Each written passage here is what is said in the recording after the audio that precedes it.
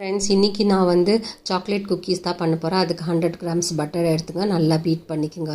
அதுக்கப்புறம் 2 tablespoon of powder sugar எடுத்துக்கோங்க, அதுவும் நல்லா பீட் பண்ணிக்கோங்க. அதுக்கப்புறம் 1 கப்பு மைதா எடுத்துக்கோங்க, 1/2 கப் கொக்கோ பவுடரு, அதுக்கப்புறம் பேக்கிங் சோடா எடுத்துக்கோங்க. இதெல்லாம் நல்லா ஜலிச்சுட்டு இதை மாவு வந்து மிக்ஸ் பண்ணி கொடுத்துருங்க. இதிலே கொஞ்சம் வெனிலா எசன்ஸ் ஊற்றிக்கோங்க. வெனிலா எசன்ஸ் ஊற்றுறத வந்து நான் வந்து எடிட் பண்ணும்போது கட் ஆகிடுச்சு ஃப்ரெண்ட்ஸ். அதுக்கப்புறம் பால் கொஞ்சம் சேர்த்துக்கோங்க. பால் சேர்த்துன்னு கையில் நல்லா பேசிங்க ஃப்ரெண்ட்ஸ். நல்லா பேசின பிறகு ஒரு சப்பாத்தி மாவு பதத்துக்கு வரணும் இது.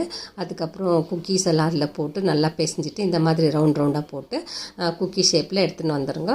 இதை வந்து நான் கடாயில் தான் பேக் பண்ணுறேன் ஃப்ரெண்ட்ஸ். நான் வந்து ஓவனில் வைக்கல இன்றைக்கி. கடாயில் பேக் பண்ணும்போது ஒரு 20 மினிட்ஸ் பேக் ஆச்சு எனக்கு. ஸோ பாருங்கள் எவ்வளோ அழகாக பேக் ஆகி வந்திருக்கு பிஸ்கெட்டு. ஸோ பிடிச்சிருந்தால் லைக் பண்ணுங்கள், ஷேர் பண்ணுங்கள், சப்ஸ்கிரைப் பண்ணுங்கள். நீங்களும் வீட்டில் ட்ரை பண்ணி பாருங்கள் ஃப்ரெண்ட்ஸ். பண்ணிவிட்டு எனக்கு கமெண்ட் போடுங்க. பாய், see you.